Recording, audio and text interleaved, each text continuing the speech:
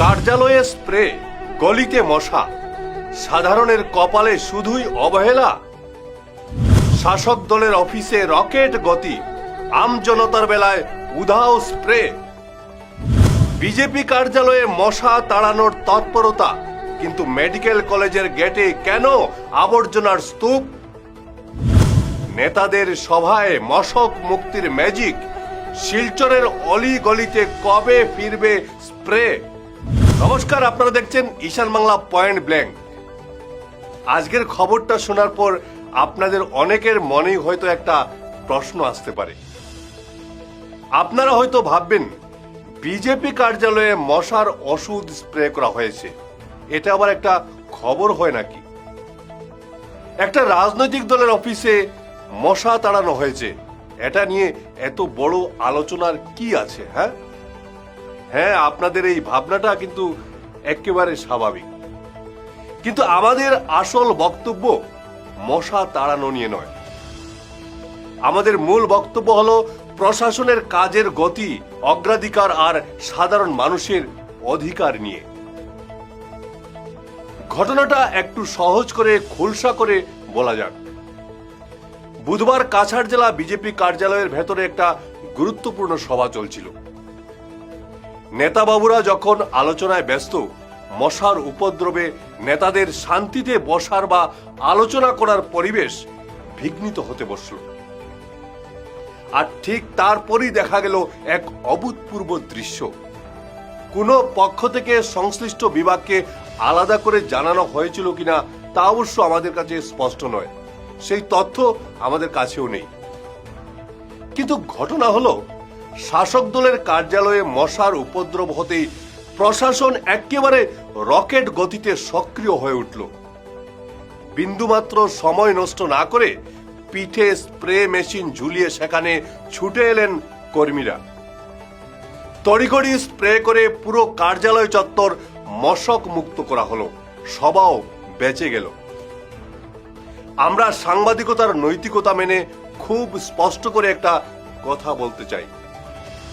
BJP কার্যালয়ে মশার ওষুধ ছিটানো হয়েছে, এতে আমাদের বিন্দুমাত্র কোনো আপত্তি নেই। আমরা একে একেবারে খারাপ কাজ বলছি না, বরং মশা তাড়ানো খুবই ভালো কাজ। মশার কামড় খেলে ডেঙ্গু, ম্যালেরিয়া হতে পারে। নেতাদের শরীর সুস্থ থাকা দরকার, তাদের সুরক্ষা পাওয়া উচিত।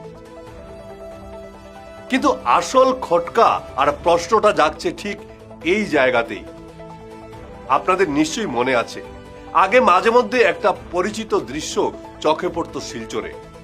শিলচরের অলিগলিগুলোতে পুর নিগমের গাড়ি বা কর্মীরা আসতেন মশা তাড়ানোর স্প্রে করতে।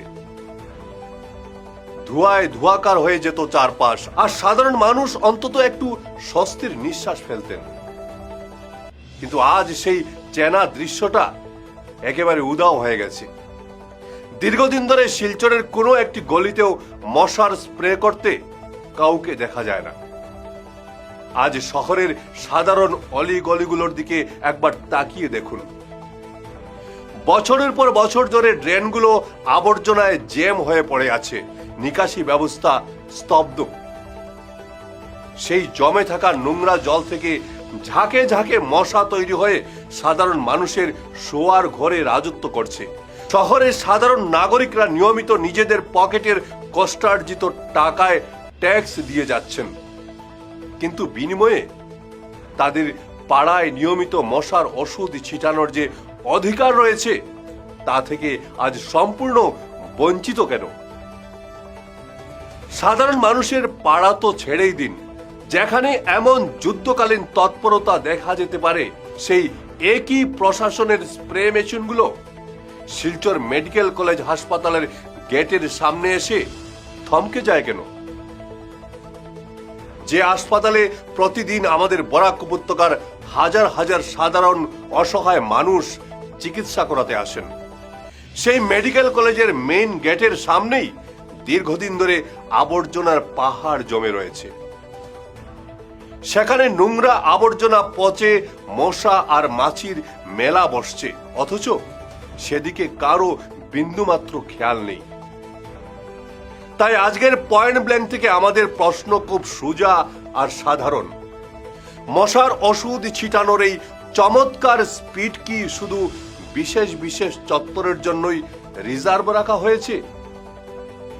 সাধারণ মানুষের পাড়ার নোংরা সাফ করতে বা হারিয়ে যাওয়া স্প্রে মেশিনগুলো চালু করতে কেন সপ্তাহের পর সপ্তাহ ফাইল নড়ে না? সরকারি সম্পদ আর পরিষেবা পাওয়ার অধিকার কি করদাতা হিসেবে সমস্ত নাগরিকদের সমান নয়? নেতারা মশার কামড় থেকে বাঁচতে দ্রুত সরকারি ব্যবস্থা পেয়ে যান, আর সাধারণ মানুষ ট্যাক্স দিয়েও মেডিকেল কলেজের নোংরা গেট পেরিয়ে হাসপাতালে শয্যাশায়ী হন। প্রশাসনকে মনে রাখতে হবে, ভোট দিয়ে যে সাধারণ মানুষ প্রতিনিধি তৈরি করেন তাদের স্বাস্থ্য সুরক্ষায় অবহেলা করা ঠিক নয়। বিজেপি কার্যালয় তো মশার হাত থেকে রক্ষা পেয়ে গেল, কিন্তু শিলচরের সাধারণ মানুষের অলিগলি আর হাসপাতাল চত্বর কবে এই মশার উপদ্রব থেকে মুক্তি পাবে? হারিয়ে যাওয়া মশার স্প্রে কি সাধারণ মানুষের পাড়াতেও আবার ফিরে আসবে? সংশ্লিষ্ট বিভাগ কি এই একই রকেট গতি দেখাবে? আমরা জবাবের অপেক্ষায় রইলাম। দেখতে থাকুন ঈশান বাংলা পয়েন্ট ব্ল্যাঙ্ক। নমস্কার।